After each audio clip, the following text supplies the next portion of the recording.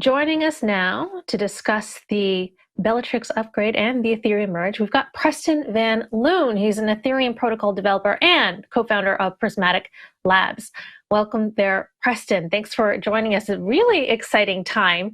Maybe you could start us off by just explain to everyone, what is the Bellatrix upgrade? Yeah, of course. So the Bellatrix upgrade is the upgrade to the proof of stake side of Ethereum. So right now, what Ethereum is doing is they're running proof of stake alongside the proof of work chain. And the Bellatrix upgrade is the sort of the final configuration and upgrade for the proof of stake side. So what it really means is that the proof of stake side of Ethereum is now ready to merge with the proof of work side. And that will be, happening in a week or so, a week and a half. Very exciting. So this upgrade happened around 7:34 a.m. Eastern this morning, just about an hour and a half ago. How did it go? Yeah. Is everything going on time? Is everything running pretty smoothly? Yeah, I'd say it went really well this morning. There was a small drop off in participation. And what this means is that a few people out there, a few operators had not upgraded their software for the Bellatrix upgrade. We see these in every hard fork that happens in Ethereum. Some people don't upgrade or they don't realize it's time to upgrade for this kind of hard fork. Overall, though, the participation for proof of work only dropped a small percentage, maybe like 3 or 4%. So that's still very high percentage to go ahead. We have at least 95% was the lowest it got for participation, which is still really great for mainnet. It's typically around 99 or more percentage for participation and activity in the proof of stake chain. Preston, good to speak with you. One of the questions I think people are asking here, and just sort of like the general market question idea here is, are we going to see more of a rivalry, or an intensification of that rivalry between Bitcoin and Ethereum in terms of ultimately which of the two cryptocurrencies or which of the two networks will ultimately prevail? Obviously in terms of market sentiment, it's about half right now. If you were to use a market cap, about half as valuable as Bitcoin is Ethereum. So are we going to see that intensification? Does this change the game? Does it make it, if this works out and we go forward, does the proof of stake, does this change to proof of stake? Will it maybe ultimately spark the end, the beginning of the decline of Bitcoin as a network, as an idea? So I think what Ethereum aims to do is it aims to be a global settlement layer. That being that everything can settle on Ethereum, even Bitcoin included in the far out future. But one of the big barriers to that, to global scaling, is this environmental impact that comes with proof of work. We see this as a barrier for just global adoption or really sentiment around cryptocurrencies. So with that said, having that efficiency gain that we get from proof of stake being 99.9% more efficient in terms of energy consumption and block production, that's really going to remove that barrier. So what I'm expecting with Ethereum is that we're going to see a lot more activity and a lot more interest in it. And how that relates to Bitcoin is, these kind of things seem to be very correlated, but they both aim to be different solutions for different problems. But Ethereum's aiming for the biggest solution out there is to be a global settlement layer. So I do expect there'll be a lot more discussion between Bitcoin and Ethereum, but Ethereum's getting ready to reach that global scale that it aims to be. I wonder if you could break down that figure for us. Ethereum will use 99.95% less energy to validate transactions. Can you walk folks through how that is possible? Sure. So the way that proof of work works is that it's essentially computing hashes, which is computationally intensive. It does this many times, trying to find essentially the answer to a cryptographic puzzle. And as a block producer, or a miner rather, someone who's producing the blocks on Ethereum or other proof of work chain, they have to spend considerable amount of resources to do this.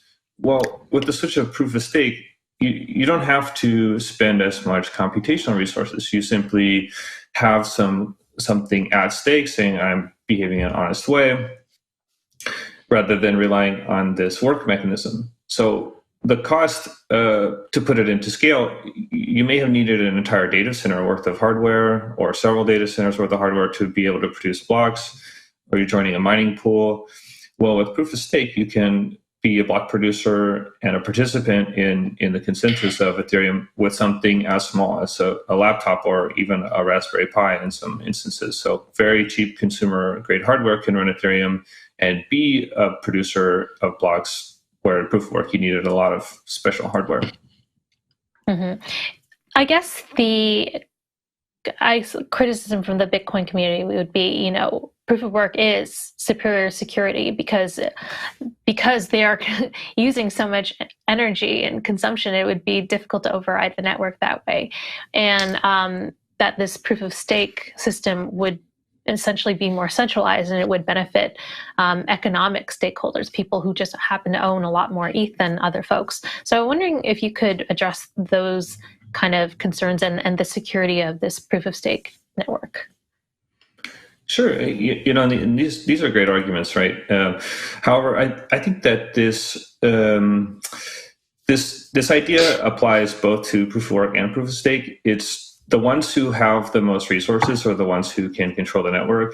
In the case of proof of work, it comes down to machines, hardware, infrastructure, those kind of things. You still have to acquire those to be a major player in a proof of work system.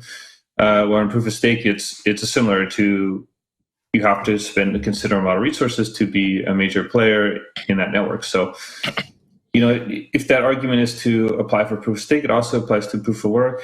But proof of stake is pretty resilient. At least the way Ethereum's designed it is, you would need a very significant amount of resources. I think over 2/3 to really be able to cause kind of any kind of grief or disruption to the network. You couldn't really change the rules. You can't really make up currency or anything like that. It just would be a bit disruptive if you were able to secure that amount of resources, which is in the many billions of dollars worth of assets. So, I mean, what it seems like you're saying here is that both proof of stake and proof of work require a significant amount of resources to make those kind of changes. But the single biggest difference is that proof of stake requires much less energy than proof of work. Nonetheless, are there any other benefits that proof of stake provides that proof of work doesn't? Yeah, I think to the point of decentralization, I think that proof of stake actually makes it more decentralized, in the sense that you and I can be a participant in the network with a minimal barrier to entry. As I've been saying before, is that to produce a block, you need almost an entire data center.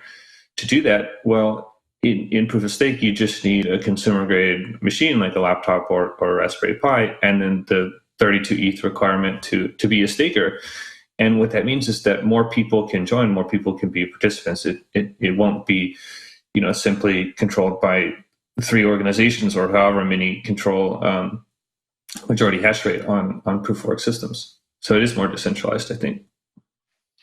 I just want to ask, as a user, will I notice anything more different once this merge happens, in terms of transaction fees, how quickly the transactions settle, and should I be doing anything? Should I be removing my Ethereum off chain onto hard wallets or whatever, or off of dApps and exchanges? Yeah, so as an end user, there's not much you need to do. Well, there's really nothing you need to do. You're really not going to feel much of a difference as an Ethereum user. This isn't a scaling upgrade in the sense that it would affect transaction fees. I think technically it's there's 10% more block space per day, but that's really negligible in the grand scheme of things. There's nothing you need to do. There's nothing to prepare. Moving to off-chain or anything like that, it's not necessary.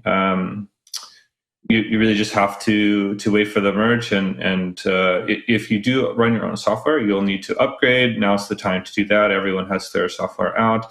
But other than that, you don't need to take any action to be upgraded for the merge.